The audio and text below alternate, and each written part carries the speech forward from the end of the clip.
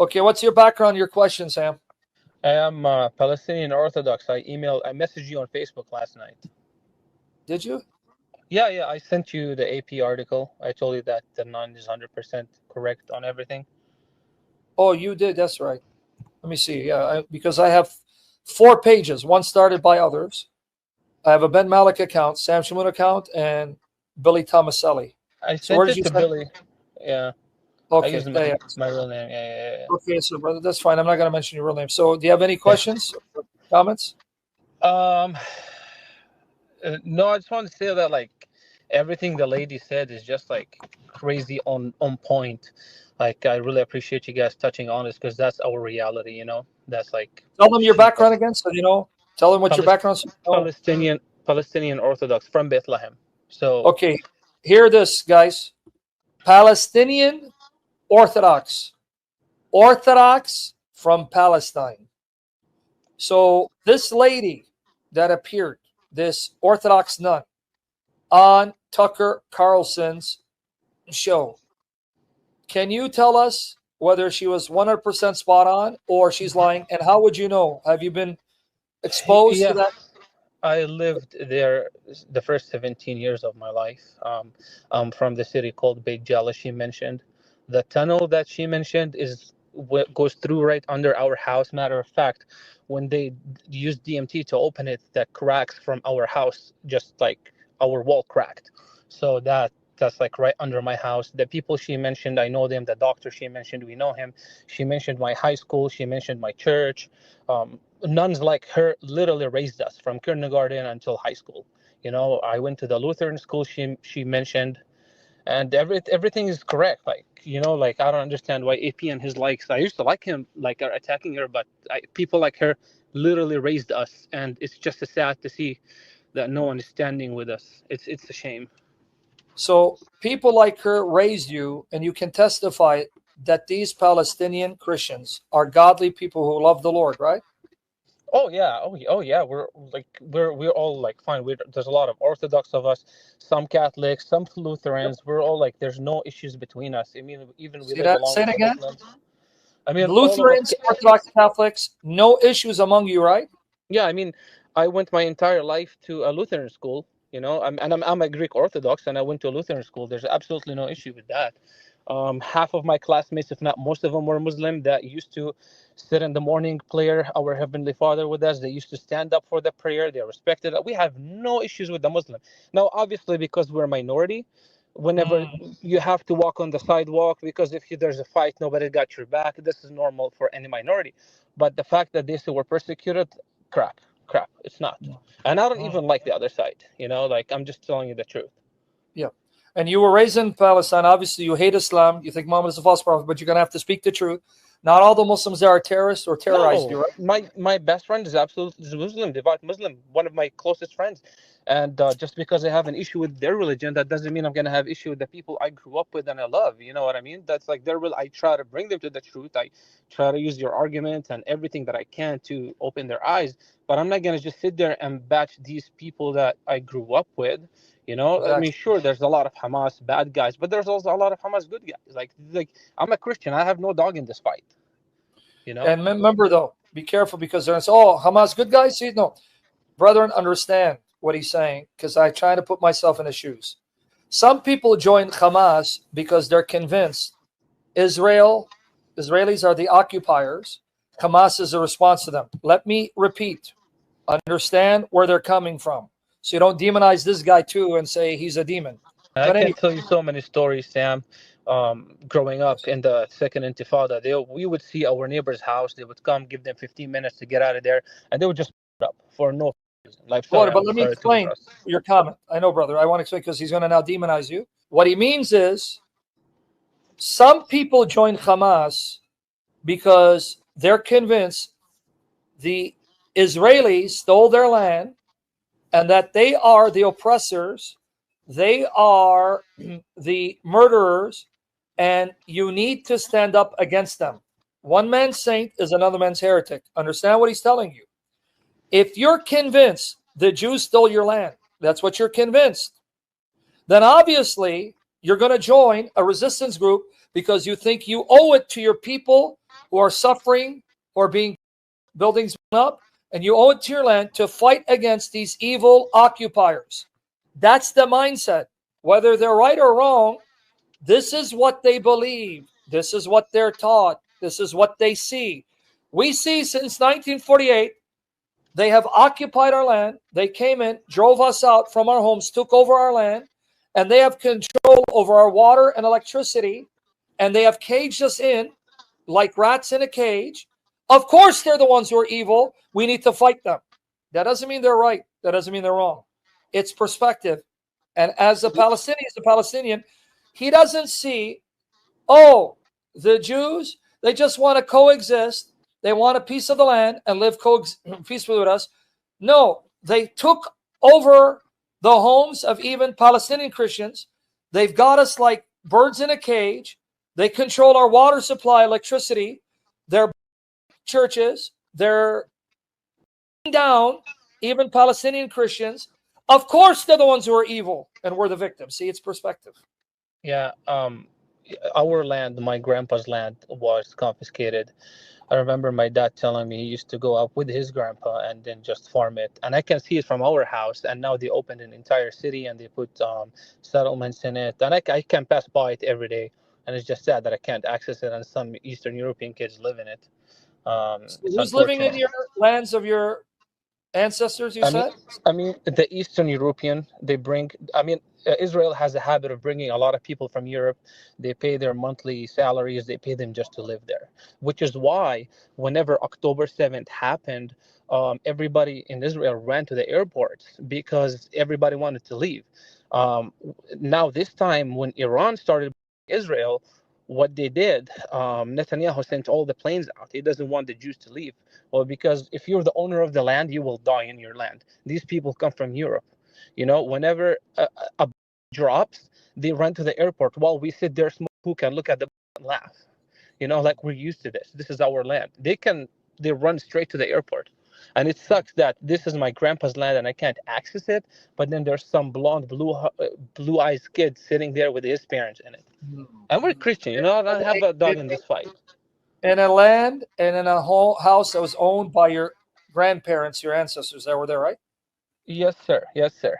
And All right. we're in an area C. I'm sure the nun mentioned A, B, C. C is basically West Bank controlled by Israel. So the What's controlled Israel again? Say it again. we're in an area classified C. There's like A, B, C. A is full with the Palestinian. C is like a mixed area. It's with the West Bank, but whoever police it is the Israel military. So Mm.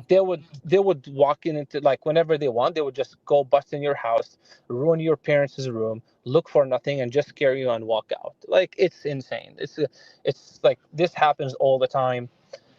Whatever Danan said is 100% right. I when we were back in middle school, one of our high school kids, I don't know him personally. He actually did this, and because they killed his brother, that was back then, and I didn't know him. I heard the stories, but then they just blew his house. So if we want to understand why kids who went to Christian school would end up doing stuff that Hamas does, is not out of thin air. They have their parents, their siblings, and everything. Yep. So for us, we kind of understand. We don't agree with it, but we understand why these people do what they Yeah, do. that's what I'm trying to tell people, Brother Sam, to understand what you're saying and their perspective, whether right or wrong, but they don't want to. They don't want to hear it. So it is what it is. But thank God, brother, there are now a lot of voices that are speaking out for the Palestinians and are not justifying this terrorist Netanyahu because he's a terrorist. I think he's scum. I have no respect Oh for him. yeah. No, so there are a lot. So don't think it's an isolated voices. There's a lot more voices than you think. Even conservatives, Christians, Tucker Carlson. We see what they're doing to Candace Owen. They're demonizing her. That's crazy. Yeah. Right? They're making her look like a demon. I mean, I've heard David Wood and even Apostate Prophet demonize her. So it's like you can't touch Israel. It's the sacred cow. Because if you do, Candace Owen, demonized. Tucker Carlson, demonized. Everyone who speaks out is being demonized, but it doesn't work. We don't fall for it. We don't care what people think.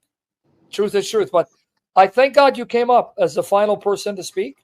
because I wanted to hear your voice as a Palestinian Orthodox Christian. He's part of the Greek Orthodox Church, and he confirms absolutely 100% the nun is spot on. 100%. Yeah. Are there any Palestinian Christians who live there that would go against what she said that you know of? No, man. I'm actually planning on going back there next year.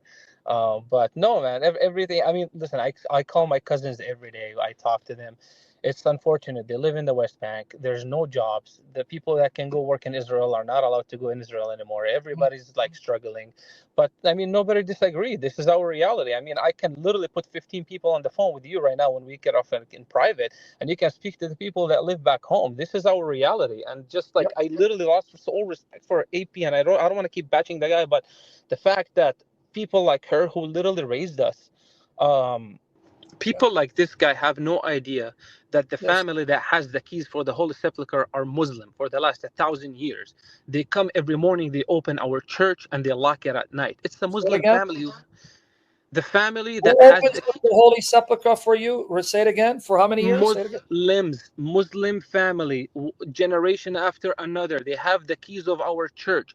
They open it for us in the morning, and they lock it at night. I mean, even us, the Christians, Armenian, Catholic, Copt, even among each other, we are fighting over the church and inside, and then our keys with a Muslim. I mean, listen, I don't like Islam, and I don't like Judaism. Like I have no doubt in this fight, I hate but Judaism and Islam. Yeah, we I hate have them. to be fair. We have to be fair.